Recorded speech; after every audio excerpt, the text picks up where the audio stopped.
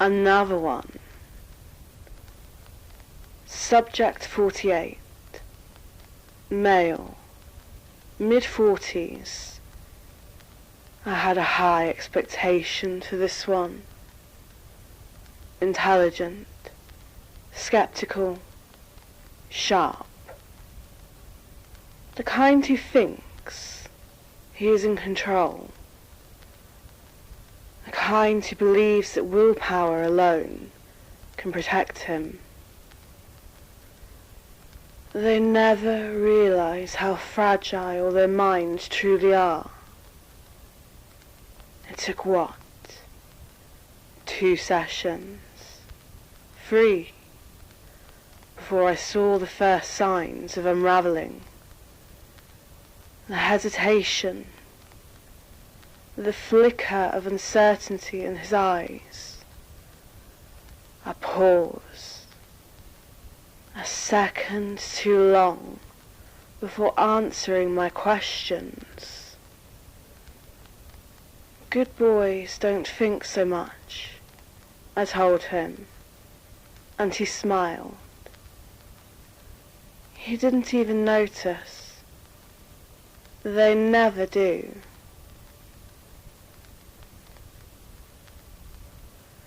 I've been refining my approach, perfecting it.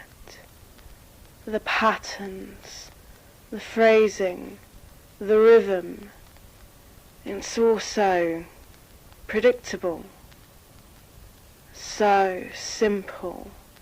Once you understand how the mind wants to surrender, how it craves structure, direction, purpose.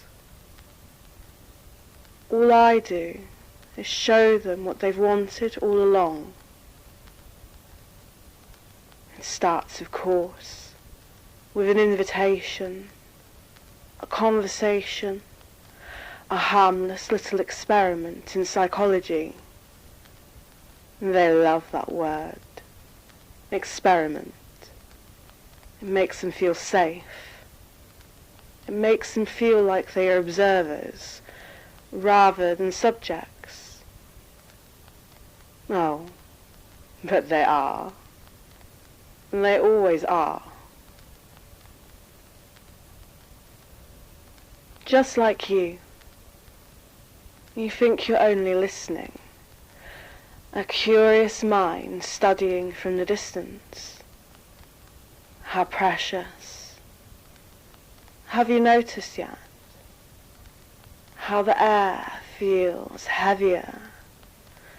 How the space around you seems to blur, just slightly at the edges. How still you've become. That's the first sign. The body knows before the mind does. It always does.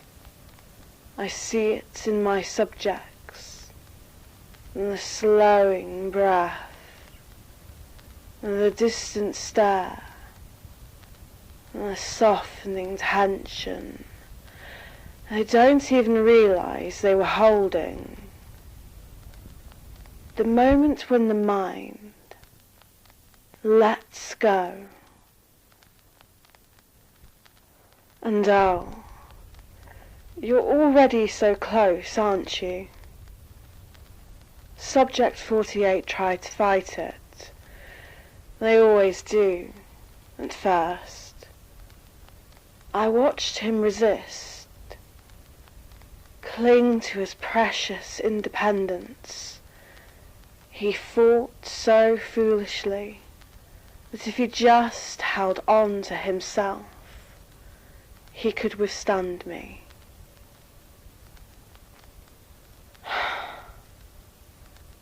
But the moment you try to resist something, you give it power and resistance. That's just another form of submission waiting to happen.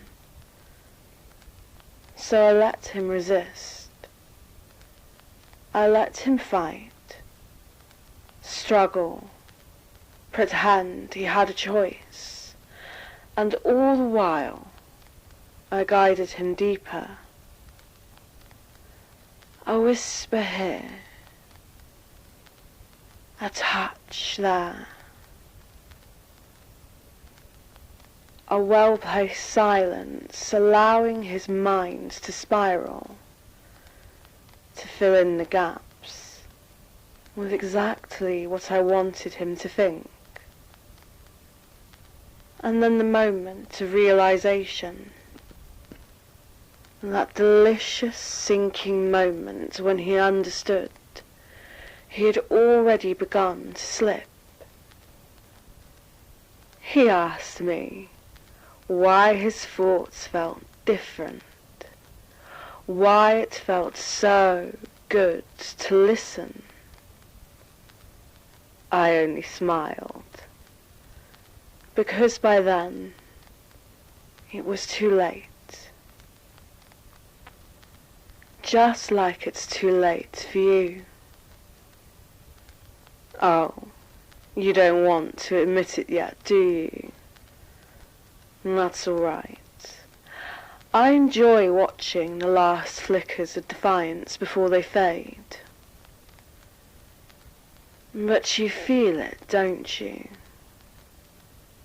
That little pause before each breath.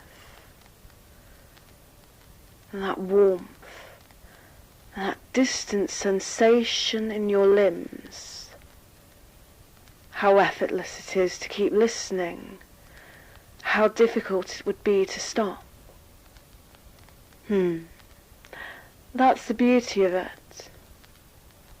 Because stopping would require thought.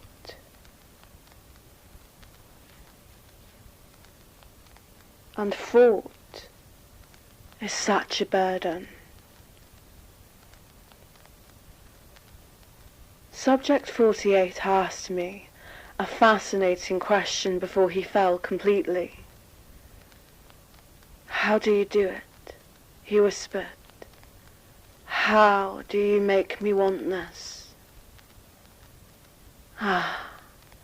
He thought it was me, my technique, my methods, my voice. Poor thing. The truth is, they do it to themselves. You do it to yourself. You let me in.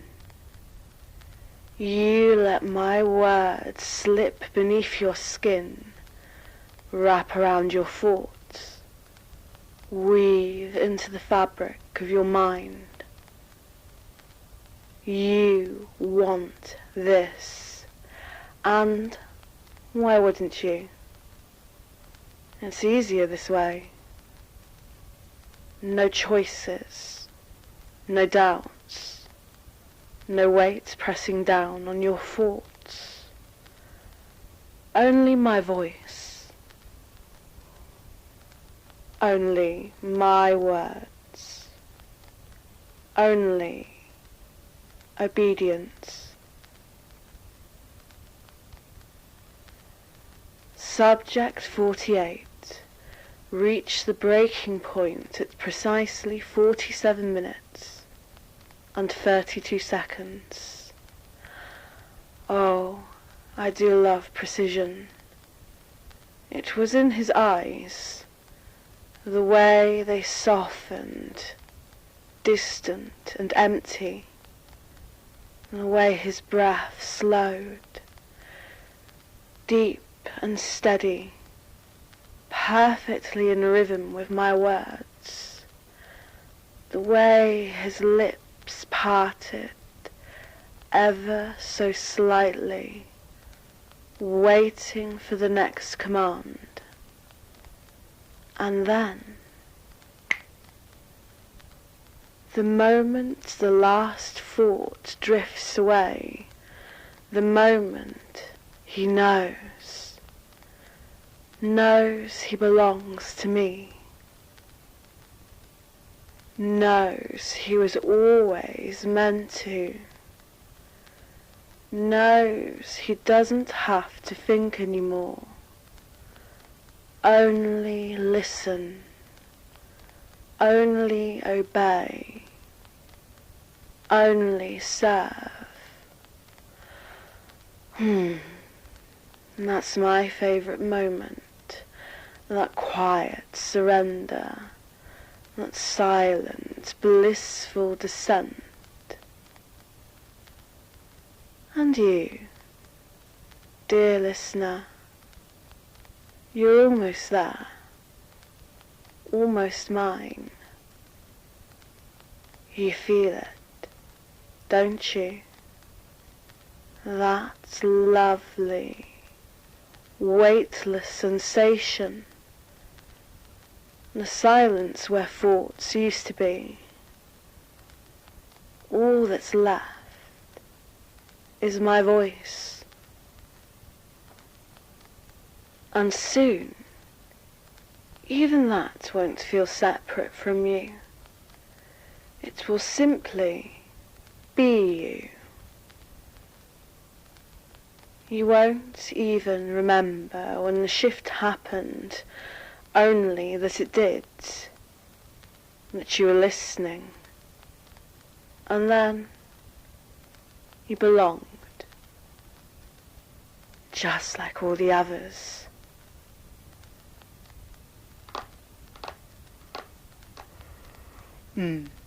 Yes, this one is responding beautifully.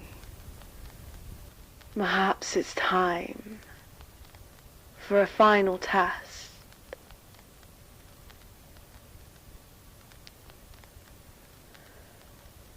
If I were to tell you to close your eyes, you wouldn't even hesitate, would you?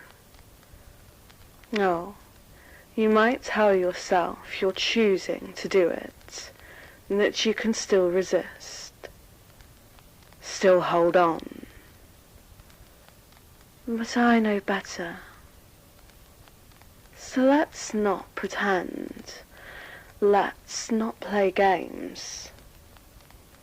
Let's just drop.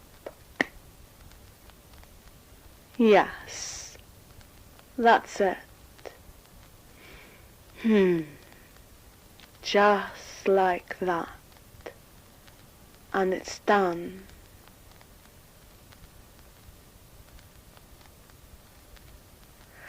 Subject 49. No. Not subject. Not anymore. Mine.